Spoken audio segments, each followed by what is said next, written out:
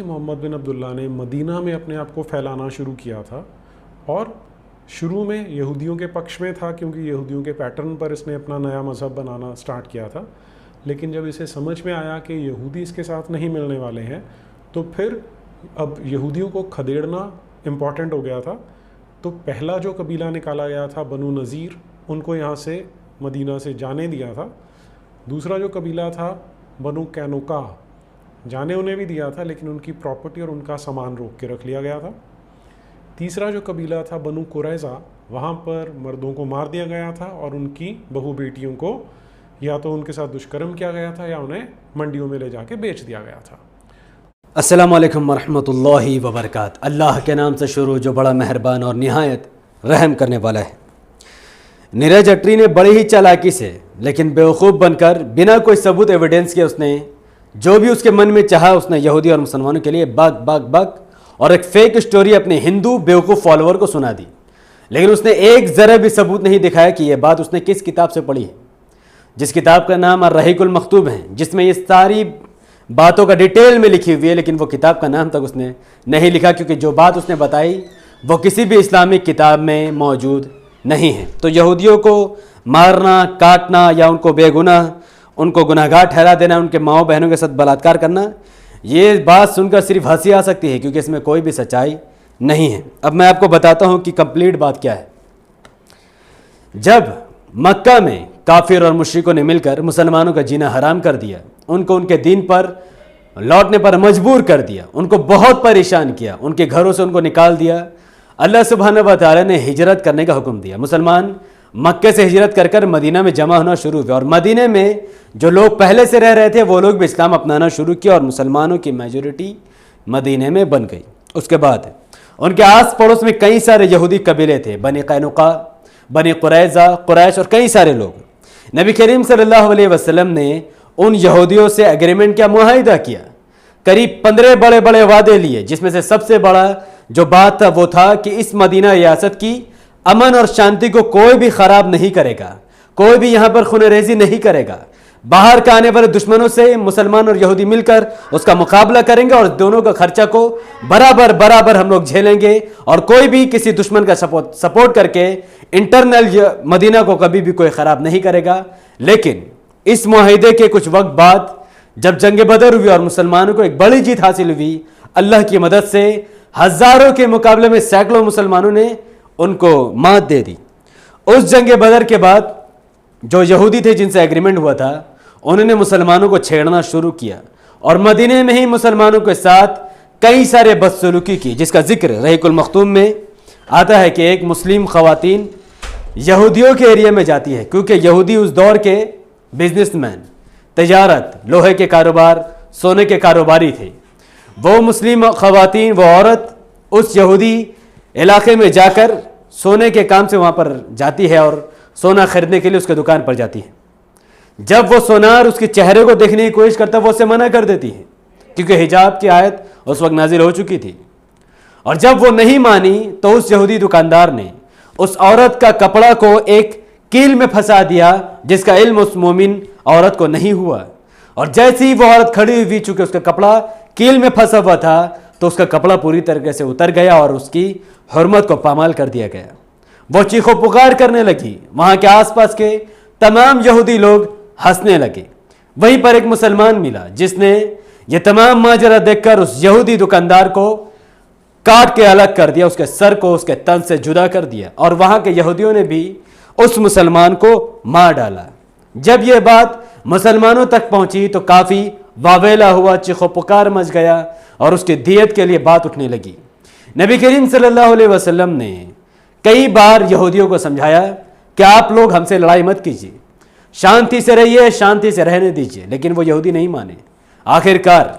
جب یہودیوں نے بار بار مسلمانوں کو چھیڑ چھاڑ کرنی شروع کی، یہاں تک کہ مسلم عورتوں کے ساتھ بھی ان لوگوں نے چھیڑ چھاڑ کیا، کافی حد تک ان لوگوں نے بدتمیزی کی اور ان لوگوں کا جینا حرام کر دیا، تو آخر کار نبی کریم صلی اللہ علیہ وسلم نے مسلمانوں کا ایک گروپ بنا کر ان یہودیوں پر حملہ کر دیا جو لوگ مدینہ میں امن اور شانتی کو بگاڑنے کے لیے نت نئے راستے اور نت نئے کام ڈھونڈ رہے تھے. اور نبی کریم صلی اللہ علیہ وسلم نے ان کا محاصرہ کیا اور ان کو چت کر دیا. وہ تمام یہودیوں کے پاس، چونکہ وہ سونار تھے، وہ لوہار تھے، ان کے پاس جنگ کے لیے کافی سارے سامان تھے، 700 سے بھی زیادہ لڑنے والے ان کے پاس لوگ تھے، لیکن پھر بھی ان لوگوں نے ڈر کر اپنے قلعہ میں وہ لوگ چھپ گئے۔ 15 دن تک وہ لڑائی جاری رہی۔ وہ لوگ آخرکار اللہ نے ان یہودیوں کے دل میں رعب ڈالی اور وہ یہودیوں نے سرنڈر کیا، نبی کریم صلی اللہ علیہ وسلم کے آگے جھکے اور نبی کریم صلی اللہ علیہ وسلم سے معافی مانگی۔ عبداللہ بن ابی، سب سے بڑا یہودی منافق جس نے کئی بار مسلمانوں کو دھوکہ بھی دیا، بہت زیادہ ریکویسٹ کرنے کے بعد بھی نبی کریم صلی اللہ علیہ وسلم نے ان کو معاف کر دیا، جبکہ انہوں نے اتنے سنگین جرم کیا، مسلمانوں کو چھیڑا، ہنسی مذاق بنایا، عورتوں کے ساتھ بھی چھیڑ چھاڑ کی، پھر بھی نبی کریم صلی اللہ علیہ وسلم نے ان کو معاف کیا، کیونکہ ان لوگوں نے معافی مانگی اور ان کو باعزت ان کے مردوں اور ان کی عورتوں پر بنا کسی طریقے سے اتیاچار کیے، کیونکہ اسلام ایسا نہیں سکھاتا، اور ان کو جانے دیا گیا۔ بدلے میں جو کچھ انہوں نے گناہ کیا، جو انہوں نے مسلمانوں کو نقصان کیا، جتنا ان لوگوں نے مسلمانوں کو پریشان کیا، ان کے پراپرٹیز کو ضبط کر لیا گیا، صرف ضرورت کے سامان ان کو دیے گئے، اتنا سامان کہ وہ کہیں پر بھی بچ سکتے تھے، اور وہ لوگ مدینہ چھوڑ کر چلے گئے۔ یہی مدینہ میں یہودیوں کی کہانی ہے۔ ان کو، وہ بے گناہ تھے، ان کو نکالا گیا۔ یہ نیرج جتری کا یہ جھوٹ بات ہے۔ اگر اس بات میں سچائی ہوتی تو وہ بھی میرے جیسے دلیل پیش کرتا ہے۔ یقیناً یہودی تب تک تھے جب تک وہ شانتی سے رہ رہے تھے، لیکن جب یہودیوں نے دشمنوں کی مدد کی جو مدینہ پر حملہ کرنا چاہتے تھے، کیونکہ جب آپ ایک کنٹری میں ہوتے ہیں اور وہاں پر کئی سارے دھرم کے لوگ جمع ہوتے ہیں، تو جب کنٹری پر بات آئے گی تو ہر دھرم کے لوگوں کو چاہیے کہ ایک جٹ ہو کر اس دیش کو بچانے میں لگ جائے، کیونکہ وہ سب اس دیش کے ناگرک ہیں، وہ سب اس دیش کے رہنے والے ہیں۔ اگر اس دیش پر حملہ ہوتا ہے اور ایک بھی سمودائے، ایک بھی گروپ یا ایک بھی دھرم کے لوگ چپ ہو جائے تو وہ حملہ کرنے والا دشمن اس کو بھی نہیں چھوڑے گا۔ اور نبی کریم صلی اللہ علیہ وسلم نے ایسا ہی معاہدہ یہودیوں سے کیا تھا، لیکن ان لوگوں نے اٹیک کرنے والے دشمنوں کی مدد کی، دشمنوں کی مخبری کی، یہاں تک کہ عورتوں کو چھیڑا، مردوں کو پریشان کیا، اور جب ایسی نیچ حرکت پر وہ اتر آئے، عورتوں کو چھیڑنے کی وجہ سے ہی نبی کریم صلی اللہ علیہ وسلم نے ان تمام لوگوں کو جو اس میں شامل تھے، پورے میجورٹی ان کی پوری قوم اس میں شامل تھے، وہ لوگ جنگ کرنا چاہتے تھے، وہ لوگ اڑ گئے تھے، وہ لوگ مسلمانوں سے لڑنا چاہتے تھے، تو نبی کریم صلی اللہ علیہ وسلم نے انہوں نے جو اپنی ہاتھوں سے جو ان یہودیوں نے قبر کھودی، نبی کریم صلی اللہ علیہ وسلم نے ان سے جنگ کی اور ان کو ہرایا، وہ لوگ سرنڈر ہوا، پھر ان کو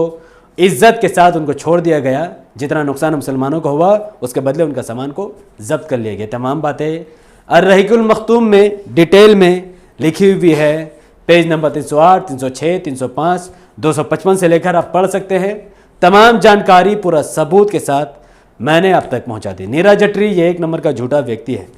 جو ہر بار کہتا ہے کہ اسلام بلاత్కాر کرنا، بھجچار کرنا سکھاتا ہے، جبکہ کوئی بھی ایک پڑھا لکھا ہندو، سکھ، عیسائی، یہودی، کسی بھی دھرم کا آدمی ہو، اگر اس نے ایک بار بھی اس قرآن کو اٹھا کر اپنی لینگویج میں اس نے پڑھا ہے یا حدیث کی کتابوں کو اپنی لینگویج میں اس نے پڑھنے کی کوشش کی، وہ جانتا ہے کہ اسلام چوری کے خلاف ہے، اسلام چوروں کو شرم نہیں دیتا، اسلام بلاత్కాر کے خلاف ہے، اسلام ظلم انیائے کے خلاف ہے۔ اسلام میں صاف صاف آرڈر دیے گئے کہ کوئی بھی اگر کسی کو فورسفلی ریپ کرتا ہے اسے روڈ میں لا کر پتھر مار دیا جائے، مار دیا جائے۔ اگر کوئی کسی کا مرڈر کرتا ہے چاقو سے تو اس ویکتی کو بھی چاقو سے، اس مرڈر کو بھی چاقو سے مار دیا جائے۔ اگر کوئی کسی کو جلا کر مارتا ہے ان لوگوں کو بھی جلا کر مارا جائے گا۔ اگر ایک شخص کو 100 لوگوں نے پیٹ کر مارا ہے تو ان 100 لوگوں کو بھی پیٹ کر مار دیا جائے گا۔ اگر کوئی رحم کی بھیک مانگتا ہے اسے رحم دی جائے گی، اور جو نیائے کے ساتھ، جو بنا کرپشن کا محنت سے زندگی گزارتا ہے، اسلام اسے سر اٹھا کر جینے کی آزادی دیتا ہے، چاہے وہ جس دھرم سے بھی ہو، اس سے کوئی بھی فرق نہیں پڑتا ہے۔ میں اس ویڈیو سے ایک بار پھر Neeraj Jatri, Pushpendra Kulshreshtha, Rahul Arya, Ankur Arya, ex Muslim Spartacus, Hari Sultan, Narsingh Anand Saraswati, کئی سارے ہندوتوا کے کیڑے جو اسلام پر تہمت لگاتے ہیں، جھوٹ بولتے ہیں، اپنی ویڈیو میں ایک ضرب ایویڈنس کا ذکر نہیں کرتے جو وہ باتیں کرتے ہیں۔ میں ان سے ڈیبیٹ کا چیلنج کرتا ہوں، اوپن ڈیبیٹ۔ وہ اسٹیج بنا کر ڈیبیٹ کرنا چاہے میں اس پر بھی راضی، وہ فیس بک پر ڈیبیٹ کرنا چاہے میں اس پر بھی راضی، وہ واٹس ایپ پر بھی ڈیبیٹ کرنا چاہے میں اس پر بھی راضی، لیکن وہ ڈیبیٹ کرے تو صحیح۔ ہنسی تو میں نے ان لوگوں پر آتی ہے جو لوگ ان کی ویڈیوز کو دیکھتے ہیں، شیئر کرتے ہیں، ایسے بیوقوف لوگوں کی باتوں کا وشواس کرتے ہیں جو بنا کسی ثبوت کے لوگوں تک اپنی باتوں کو پہنچانے کی کوشش کرتے ہیں۔ ایڈیٹنگ کر کے اچھا سا سافٹ ویئر ڈال کے اچھا سے ایڈیٹنگ کر کے ویڈیو کو لاتے ہیں، لیکن کیا ایڈیٹنگ کرنے سے جھوٹ بات صحیح ہو جاتی ہے؟ کیا ایڈیٹنگ کرنے سے لوگوں کو جو جھوٹ باتیں وہ پھیلا رہا ہے کیا لوگ اسے صحیح سمجھنے لگ جائیں گے؟ ایسا نہیں ہوتا ہے. آپ کا ویڈیو میں ایڈیٹنگ ہو چاہے نہ ہو، لیکن جب بات آپ پرمان کی بنیاد پر، ثبوت کی بنیاد پر کرتے ہیں تو لوگ اس کو سمجھتے ہیں اور اسلام کو بھی قبول کرتے ہیں. یہ نیرج اٹری، پشپیندر کلشریشٹا، راہل انکور، ایکس مسلم، ہریش سلطان، یہ جتنے بھی سارے ہندوتو آئیڈیالوجی کے لوگ ہیں، یہ لوگ جھوٹ کا سہارا لیتے ہوئے اپنے دھرم کا پرچار کرنا چاہتے ہیں. حالانکہ دنیا میں سے گھنونی بات نہیں ہو سکتی ہے کہ دھرم کا پرچار جھوٹ کے ذریعے سے، دھرم کا پرچار بلاತ್ಕಾರ کے ذریعے سے اور دھرم کا پرچار بھرشٹاچار کے ذریعے سے کیا جائے. دھرم کا پرچار صرف اور صرف نیائے کے طریقے سے ہی کیا جا سکتا ہے. باقی کوئی بھی طریقہ کچھ وقت کے لیے لوگوں کو بیوقوف بنا سکتا ہے، چمتکار دکھا کر، بیوقوف بنا کر، اندھ وشواس کی طرف ٹھیل کر، الٹی سیدھی باتیں کر کے. لیکن کچھ وقت گزرنے کے بعد ان کا پاکھنڈ لوگوں کے سامنے نکل آتا ہے اور لوگ سچائی کی طرف، نیائے کی طرف، اسلام کی طرف اپنا جھکاؤ ڈالتے ہیں اور وہ لوگ اسلام کو قبول کرتے ہیں، کیونکہ اسلام تلوار کے بنیاد پر نہیں. اسلام کا کوئی بھی تلوار کسی مظلوم کے ہاتھ میں نہیں گرا، بلکہ اسلام کا تلوار صرف اور صرف ظالموں کے گردن پر گرا، جو بلاत्कार کرنا، بھرشٹاچار کرنا، لڑکیوں کو چھیڑنا، غریبوں کا زمین ہڑپنا، امیر کو امیر اور غریب کو غریب بنانے والے پالیسی، سود کا کاروبار کرنے والے کو بڑھاوا دیتی ہے. ایسے لوگوں پر ہی اسلام کا تلوار شروع سے آخر تک گرا اور آگے بھی گرتا رہے گا. جہاں پر بھی شریعہ قانون نافذ ہوگا وہاں پر غریب سر اٹھا کر جیے گا اور کرمنل کی سزا صرف اور صرف موت ہوگی. بہت بہت شکریہ. السلام علیکم ورحمۃ اللہ وبرکاتہ. اللہ کی سلامتی، رحمت برکات اب تمام بھائی اور بہنوں پر ہو. May Allah be peace upon us.